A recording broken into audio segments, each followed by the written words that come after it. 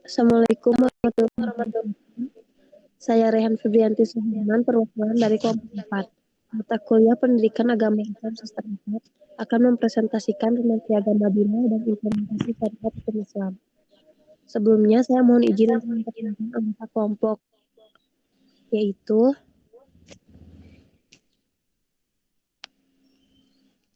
Raffi Fadilah Asri, Raihan Iza Ramadan, Rehan Febrianti Suherman, dan Bapak Aulia Asri. Dan selanjutnya akan saya persilahkan.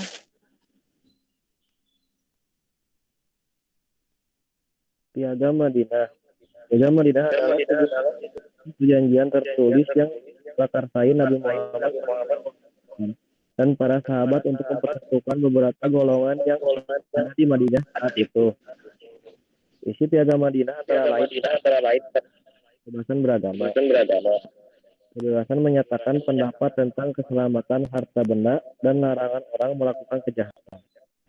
Isi Piagam Madinah hingga kini masih sering dikutip, baik dalam membuat sebuah naskah, peraturan, ataupun saat seorang tokoh berpidato. Tujuan Piagam Madinah yaitu menghadapi masyarakat Majemuk Madinah, membentuk peraturan yang dipatuhi bersama semua penduduk, ingin menyatukan masyarakat berbagai kaum, mewujudkan perdamaian dan mengancam permusuhan, mewujudkan keamanan di Madinah, menentukan hak-hak dan kewajiban Nabi Muhammad dan penduduk setempat, memberikan kesatuan politik dan dalam mempertahankan Madinah.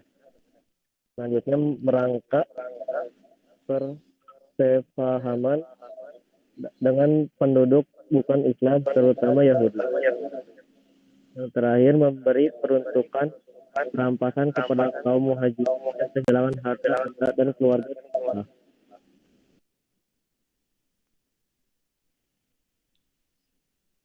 Selanjutnya kepentingan pelembagaan Madinah.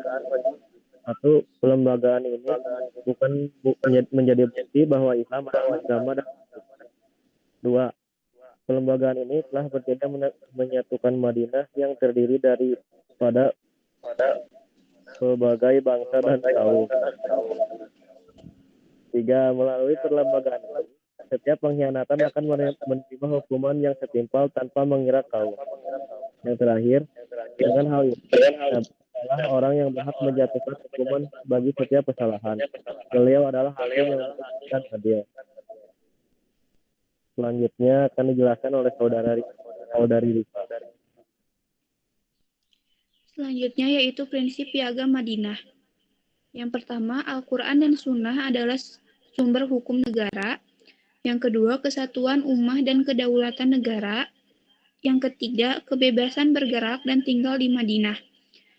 Keempat, hak dan tanggung jawab dari segala ketahanan dan mempertahankan negara. Yang kelima, hubungan baik dan saling membantu antara semua warga negara.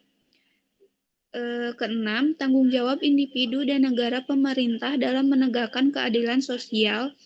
Ketujuh, beberapa undang-undang keselamatan seperti hukum qisas dan sebagainya telah dicatatkan. Kedelapan, kebebasan beragama. Kesembilan, tanggung jawab negara terhadap orang bukan Islam. Dan selanjutnya, kewajiban semua pihak terhadap perdamaian.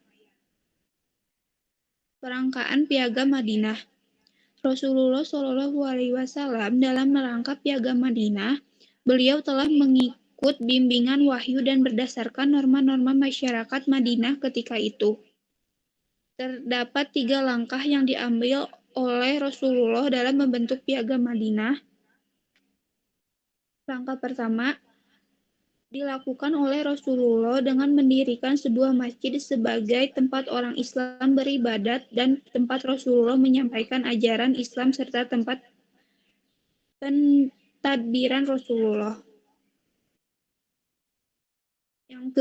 Langkah kedua, mengikat tali persaudaraan antara kaum Ansor dan Muhajirin bagi mewujudkan persepahaman dan untuk membantu kaum Muhajirin memuliakan hidup baru dengan pertolongan kaum Ansor.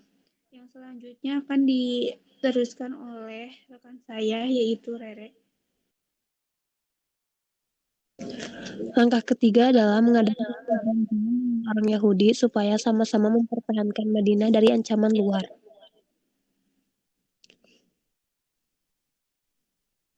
Next. Ini udah nggak?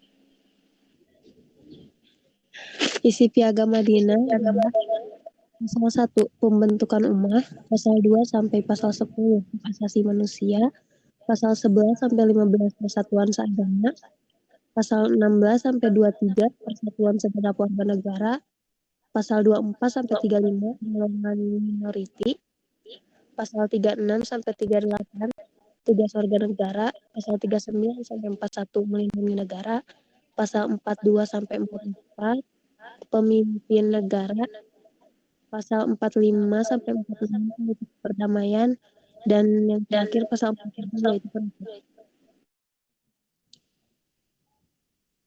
Kandungan pelembagaan. Wahyu adalah undang-undang negara Islam Madinah. Nabi Muhammad diakui sebagai kepala negara yang mesti dipatuhi dan dihormati. Tidak boleh bermusuhan dengan Islam dan tidak boleh bukan Islam membunuh orang Islam. Orang-orang mestilah menganggap orang saudara mereka. Kebebasan beragama diberikan Islam. Orang Yahudi boleh meneruskan agama dan adat bangsa mereka. Mereka akan menerima layanan yang sesama, tetapi mereka bertanggung jawab ke atas keselamatan Madinah. Keadilan adalah diberi kepada semua pihak. Dalam setengah case, ketua suku diberi hak untuk menyelesaikan masalah suku mereka, tetapi beberapa case jenayah perlu dirujuk kepada Nabi. Dan yang terakhir, semua penduduk Madinah tanpa mengira agama dan bangsa ada bertanggung jawab mempertahankan Madinah walaupun ia diancam oleh kaum sendiri. Terima kasih. Sekian dari kelompok kami. Maaf apabila ada salah kata dan kekurangan lainnya. Wabillahi taufiq wal hidayah. Wassalamualaikum warahmatullahi wabarakatuh.